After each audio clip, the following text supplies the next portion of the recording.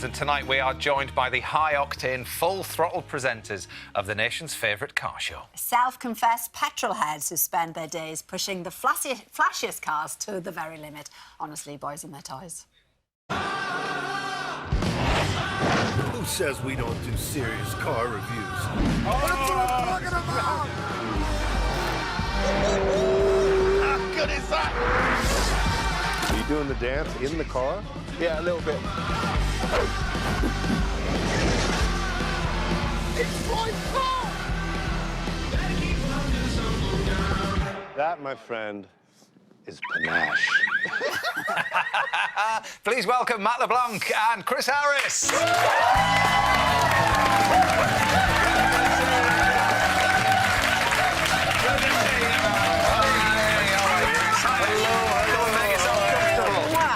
Good to see you.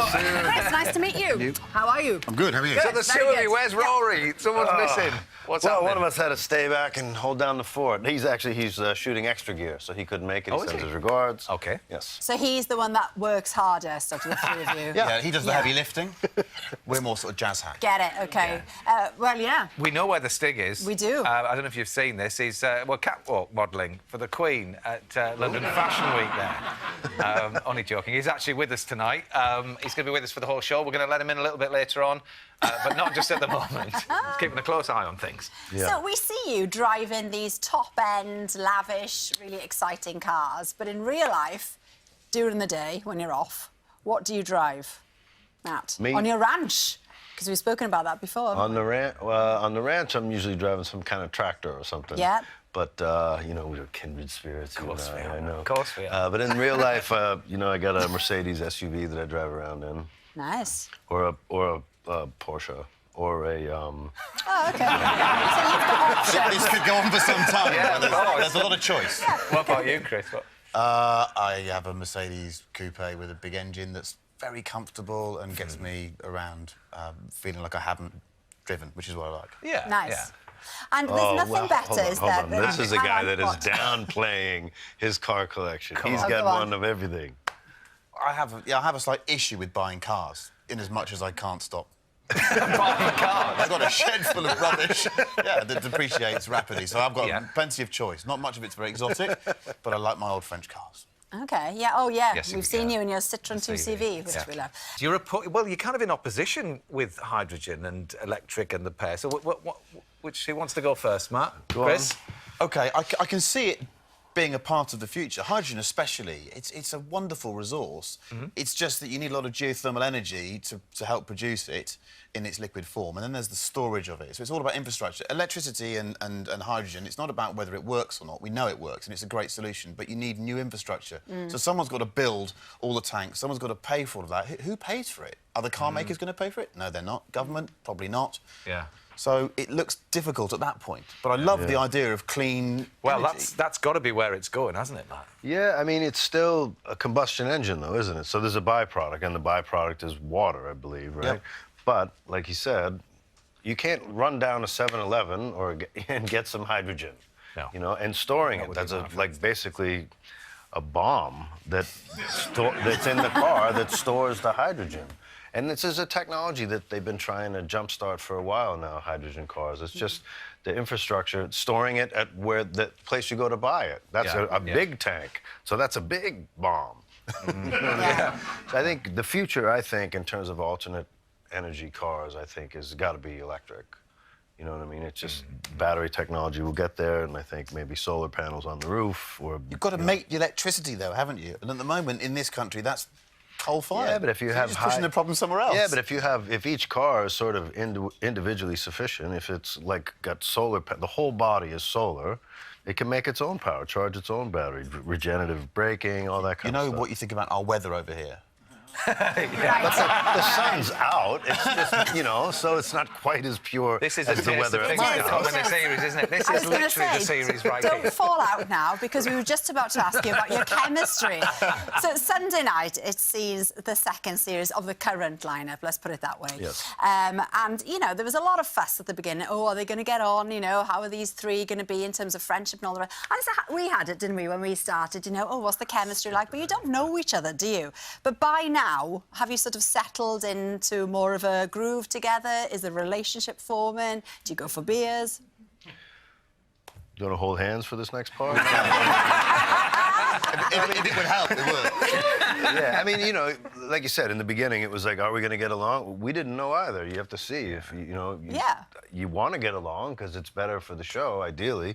But turns out we all get along really well. We have a lot of laughs. Half the stuff we come up with, you cannot say on television. So therefore, we're getting along great, are we not? Absolutely. And a show like Top Gear, if you're not enjoying making it, there'll be no joy in the end product, will there? Exactly. So we have to have fun making it. Yeah. So, yeah, it's very strange. I, as a child of the 90s, watching him on telly, I didn't think I'd become mates with Joey, but I have. And it's really good. It's good fun.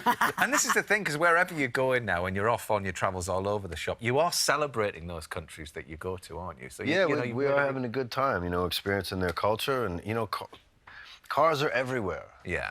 Or transportation, even. We did a film in Sri Lanka, and we were driving tuk-tuks the whole time, and we had a blast.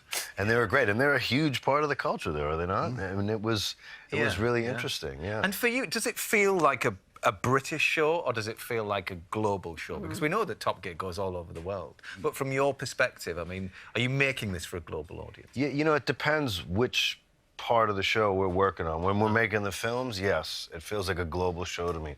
When we get back into the studio to sort of do the voiceover parts and stuff, and I go back and forth with the producer on, it's Aluminium, but that's not how I say it. How do you say it? Aluminum. What? Aluminum. Aluminum? Which is wrong. But a lot of the humour actually comes from that, doesn't it? The divide between the UK and the US, Right. and that's great. It works, brilliantly. yeah. Now, one thing you don't disagree on, well, you do disagree on, is Bigfoot, because you take Chris out into the sticks, and you're like, yeah, it's a thing, and you're like, no, it's not a thing. Yeah. Yeah. I first realised there was a problem in this area when I was with him in the summer at his ranch, and I was just sort of meandering towards a barbecue, and I saw a little face sticking out of a plant pot, and it was a little Bigfoot, and there are a few stashed around. So that clearly the Bigfoot thing is an issue. Yeah, I get a kick out of him. Yeah, he genuinely believes. Yeah, so you went out into the sticks then. We've got some video. Got a I think. photo. Yeah, we went up to So, Northern California and tried to find him. Oh my, that looks fun. We've got a picture of you actually dressed up as well as Bigfoot. Can we see that? There you are. That's in the ghillie suit. Oh, that's Camouflage, That's so he can't camouflage. see me, yeah. There you go. Well, loads happened, so let's just run through. We've got kind of a quick fire round of things that we're going to hit you with here. So who's the most competitive? I mean, you can include Rory in all of this if you want to. So who's the most competitive? Rory. competitive? probably Rory. You can't, hang on now, you can't answer Rory to all these. No, he's who's- definitely the most competitive. Yeah. Yeah. OK, who's most likely to be caught Rory. speeding? Most I think likely it's to you. be caught speeding? Yeah. Yeah, out the two of you. Come on, out the two. I'm probably most likely to get away with it. He's most likely to get caught. I can't disagree with that. Fair point. Who is the most likely to stall under pressure? Ooh. Rory. Oh, yeah, that'd be Rory. I was going like, yeah. OK. Which of you has the best taste in cars? Well, it's not Rory. No, it's definitely not Rory. Rory. It's we have quite similar taste in cars. Yeah, Chris and I do. There's a yeah. particular sports car manufacturer near Stuttgart that makes sports cars with engine in the back. We like them a lot. Ultimately, though, I own a 1957 Citroën 2CV, which means I have to trump anyone, because that's the greatest car ever made. Oh, Yeah. come on, I got a big Ford dually. We could put this 2CV in the back, and then we could go for a drive. Even though you love this car, the most unbelievable thing happens in this series with a massive crate of eggs. Yeah. Now, I That can't was, believe you did this with a car that you love so much. Let's just have a look here. That's horrible! What is happening? Whose idea was this? Chris, OK, what's- so go on. Yeah, when Andre Citroën designed, I mean, that is just... I can still smell that now. Yeah. When Mr. Citroën designed the car, he had some very, very strict design criteria that the vehicle had to meet. One of which is it had to be driven at around 40 miles an hour over a lightly ploughed field with a basket of eggs on the lap of the passenger in the car, so the suspension was soft and supple enough, and that was the OK. test. So we did a film where we go and test... There's 3 or 4 other bizarre claims, some involving livestock and hats and things. And we went and tested these design criteria in the car. And in all actual parts of the design brief of the car. I mean, actual, like, written in there. All right. And that was one of them. Although Matt was supposed to have 12 eggs. He had 400. And tipped them all over you. And he tipped them all on me. course And they he did. weren't all well eggs. Yeah. Yes. Well, the thing about it, though, is that the car handled the bumpy field with the basket of eggs, and none of them were breaking. So I thought, wouldn't it be more fun This isn't good television. if I just dumped these in his lap? Too right. Yeah. And I don't think I've laughed that hard ever in my life on camera. That was it was pretty very, funny. very funny. But the poor car. Yeah. I mean, it has chassis rails of 2CV, and the egg got in to the rails and just went rank. Yeah. So when I took it out the garage about 3 weeks later, Yeah, grim. And I know that Stig has actually been round a mate of mine's farm, Adam's farm on Countryfile. He's been trying out a pretty full-on tractor. And you can see all of that on Countryfile on March the 25th. Yeah, there's Stig there, just reminiscing. Good day. Welcome, everybody, to our one-show car park, because it's time, lads, to put your motoring knowledge to the test. We're going to play a little game that we like to call Who Do You Think You Car? Nice. The idea is very simple, right? At least you liked it. I do. All you have to do is match these beautiful cars to their owners, OK? So I'll guide you through what we have. Over here, we have a 1908 steam-powered Stanley. Beautiful car. Over here, a true original. This beautiful car is called Cosmo. And over here, a Fiat 500 souped up to look like an Abarth 695. It's called Freddy, I think. Freddy the Good, Fiat. yep. Beautiful. Right, lovely. That's what we've got. OK, but the question is, who owns these cars, right? Let's bring in our potential owners now. We've got Alan from Hertfordshire, we've got Basil from Norwich, and we've got Kathy from South East London. Now, I've got some pictures here, so all you have to do is match the cars to the owners. There we are. You can ask a few little questions if you wish as you go. I always just to help think it's you. good to look at footwear. Oh, do you? OK. I think that sort of Oxfordy brogue thing is quite... It's quite... It's Brighton, London to Brighton, Okay. isn't it? I think Alan's... So you've gone for Alan makes the Stanley. with the How do Stanley. you feel about yellow? Right. Oh, Kathy, and then Try you've that. got Basil there, OK. the Cosmos. So if you guys go and stand by your actual cars, please, that would be fantastic. There you are. See how right the boys It are. is Got that wrong. absolutely, completely and utterly wrong. Completely ruined it all. That went well, All didn't right, it? that went Couldn't have great. gone any worse. OK, well, shall we Right, have a word very with good. them? Let's OK. go. Basil, come on. We'll go and see Basil here. So come on over here and tell us what's the story behind this wonderful motor. This is a 1908 Stanley steam car, Beauty. Model K semi-racer. Yeah. It's 30 horsepower, but that's steam horsepower. Yeah, not, which is more. yeah, this is equivalent maybe to today's 80, 90, 100 horsepower. Yeah. Burner at the front, that the fire there, it's a boiler under the bonnet, or the hood as you'd call it. Yeah. The fire boils the water, generates the steam. We open the throttle, steam will then go towards the engine, but via the fire, because the fire's still on, so the steam's in a pipe inside the fire, about 12 feet of that. That superheats the steam, so there you got more volume and stuff. We're going to have trouble shutting you up, Basil, aren't we? Yes, we are. So it goes to the Absolutely engine, engine's directly coupled to the axle, and there's no gears, no clutch, nothing. Now, this car doesn't look like it sees the road much, does it? Yes. You drive it? Thousands of That's miles. clean There as you a go. whistle. We just Do you got really? back from America last year. We did 1,000 miles in Vermont. Did you go by Jay Leno's place and race him? No, He's got one. Yeah. There you no, go. yeah, he's Well, down here. there's He's in Basil. California. You can keep chatting if you want. Let's go to Alex now. Oh, keep Kathy, it's talking, so boys. Don't lovely let me that shut you lot, up. as one of your viewers, have brought these cars in. You need one of these. Beautiful Cosmo. I mean, she looks, Great. doesn't she, Chris, like Penelope Pitstop's It does. car. It's I the mean, sort of I mixture of that and love Thunderbird, her. isn't it? Is it a her? I think it's a her. It's a him. Okay. So what's it underneath? So it's built on the monocoque of a Z3 BMW. Okay. Hand built in the UK by a guy called Paul Bacon, who did all the designs and drawings. And that's a real himself. V8 there, or is that a fake top? No, it's a little fake top. And, Okay. and how do people react when you pull up at the supermarket? We've not quite got to as far as the supermarket, but certainly in the petrol station, a fill-up normally takes about 20 minutes because we're standing in traffic. How do you see where Beautiful. you're going? Just see past. Yeah, just see past it. It's up beautiful. straight. He's beautiful. It is beautiful, yeah. Yeah, Thank we you, do he's love lovely. him. Lots of fun. Matthew. Now, Alan cannot believe that the Stig is in his car. I'm completely, It's quite something, blown isn't it? away. Yeah, I bet you are, Alan. So what's the story with this then, and how did you end up with it? Well, why? I've always been a fan of the Fiat 500. Yeah. We got married in 1973, and I bought one to teach my wife how to drive. Yeah. Consequences, crash gearbox. She changes gear better than anyone I know. Oh, And we got one after the other until we had three right up until 1984. Yeah. I was building a house.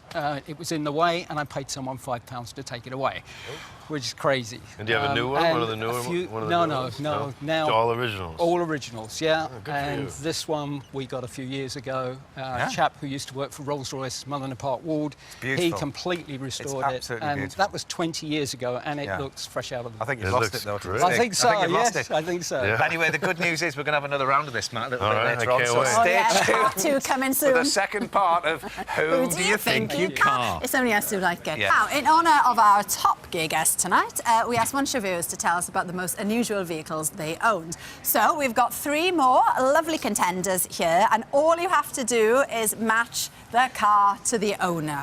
It's a great game. Yeah. Who do you think you You car? car, Right, the see? first one, have a look at this. We've got this beautiful tractor here. 1917, this Samson tractor. It's an absolute beauty. Feast your eyes on that, I'm sure you will do, Matt. Let's have a look at this 1970 Dodge Charger, half the engine sticking up out of the bonnet. And then finally, this is vehicle number 3. This is a customised jet-powered VW van known as the Oklahoma Willie. OK, so let's meet the owners then. Please welcome, we've got Sam from Portsmouth, Perry from Dorset, and Hey, Gordon guys, from you all right? Norfolk. Yeah, good. Evening, Nice to meet you. gentlemen. Good to see you all. Hi, how do you do? So, Nice to see you. Good evening. Nice to see you. like before, we've got the pictures of the cars here, so you need to match the pictures to the owner. Matthew, I was rubbish last time. Can you Well, take the lead, please? Yeah. All right. Thank you. Well, you had the roughest hand, so I'm going to imagine that's you. You look like the muscle car guy, or? I can't. I think you've got a jet. All right. I think you're Harry the deranged jet enough to have a jet-powered Gordon the VW. tractor, and Sam the Dodge. Now, last time you got it completely and utterly Yeah, wrong. so it Every can't go single one any wrong. worse. It can't go any worse.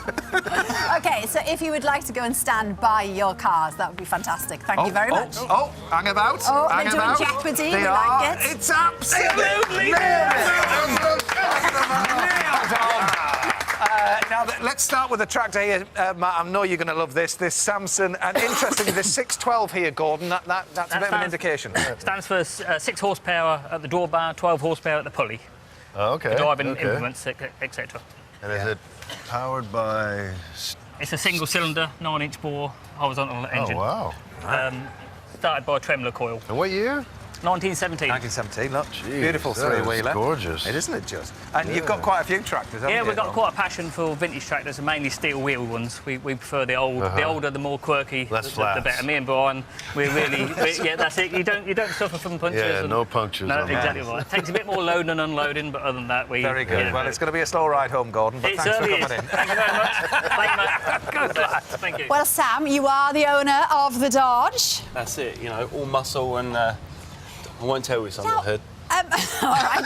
Now, how on earth, the Stig is actually in there. Yeah, Is that all right? Made my day Oh, and good. my life Okay, practically. okay, good. How on earth did you get your hands on this car?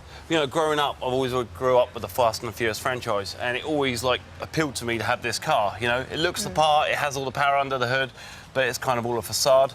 15 years later, I finally got it, and you know, me and my dad went to America 4 years ago, built our business on buying and selling American cars, and it's taken this long for us to put this toy together. So. Yeah, Chris? Fuel economy, please. Tell me what the fuel economy is. Well, if you can't afford it, don't buy it, you know? We're talking probably Simple as 5 to that. 6 miles per gallon, you know? Yeah, it's beautiful. Thank you for bringing her No problem, along. thank you very It, much. Him, it. It. Okay, And good. Perry is the proud owner of this phenomenal machine. And it didn't come as a rocket, did it, when you started this whole project? No, that's right. No, I imported the car from Oklahoma. I actually bought it from the guy who imported it from Oklahoma. Yeah. It was 1958, spent his entire life on a farm, working on a farm. It was an absolute wreck when I got it. Spent 3 years restoring it. It was like a colander when I had it restored, before I'd finished restoring it. And then we bought the jet engine to put on the back, which is a 5,000 horsepower fighter jet engine.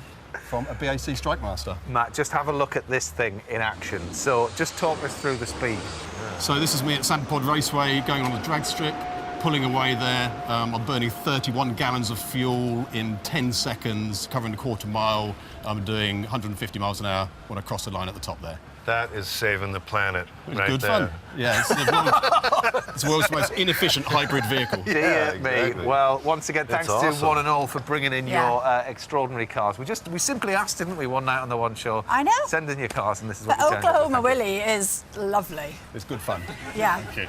I'm There you enjoying are. that. Take that whichever way you want. Now, Matt, a new series of episodes is going to be back then, and Yeah. starts in March. So what can we expect from that? Yeah, the end of March. Boy, my guy, me, gets in quite. It's like the most trouble he's ever been in. Some pretty outrageous things. I don't want to spoil too much, but it's bigger and broader and crazier and weirder than ever for my character in the show. We've got a little clip that you've brought in, so let's just have a look. This is you in full name-dropping mode. Here we go. I just got tickets for Madonna tonight. Want to come? Madonna, really? They're free. What time? And they're her seats, so they're probably really good. Whose seats? Madonna's. How'd you get Madonna seats? She called me. You know Madonna? Yeah, I know Madonna. Why can't I know Madonna? How? For like 30 years, since she was like a virgin. I met her at the factory. What factory? Andy Warhol's factory? You knew Andy Warhol? Yeah, why can't I know Andy Warhol? Blondie introduced us. All right, that just stop it. I'm telling you, you guys are the least interesting people I know.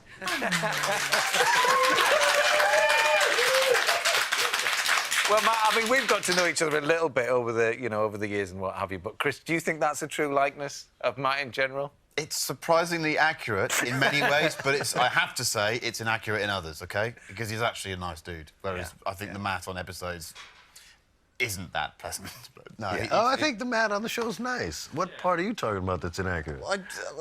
I just think there's a meanness about him. And it does seem to me that he's quite self-centred, and I don't think you are. So I'm being nice now. Okay, thank you. That's nice. Well, you did mention earlier on that Matt invited you over to his ranch. So did you get stuck in while you were there, and what did you experience? You have no option, really, because it's a fantastic way of living, isn't it? Yeah. It's all about dirt bikes and ATVs and dualies, and it's amazing. It's so cool. Yeah. Well, Chris is one of us, like you and I, Matt. He likes getting his hands dirty. Yeah. Don't worry about him. Good. And how's things animal-wise and things like that? Good. Everything's over good there? out on the ranch. It's calving season. The little babies are being born, so everything's going good right now. Lovely. And when will he be back over there? Then not too long, no? Probably the weekend after next. I'll be back out there. Perfect. Well, we have to say a very big thank you to everybody that's been sending in pictures of their horrific cars. So mucky and so dirty. But pick a one, lads, and just read it out, whatever you fancy. This one's all right. There you are, Chris. That's a good one. There we go. Go on, Matt. What's that one? Okay, this is Mark's friend Rhea. She has a very messy car, and she loves smoothies. Yeah. JP, this is horrible. JP wants to embarrass his friend by showing us the state of his car. His friend remains anonymous, but is from Kilmarnock. Look at that stain there on the That seat. is What's horrible. that is mung. Yeah, that is mum. That is mung. Matt works in a body shop in Blackpool, and this is his Corsa. There you go. That's incredible. But anyway, that is almost it for tonight. A very big thank you to our guests, to Matt and to Chris. Thanks for everybody that's brought their cars in too. The new series of Top Gear starts on Sunday night, 8 o'clock on BBC Two.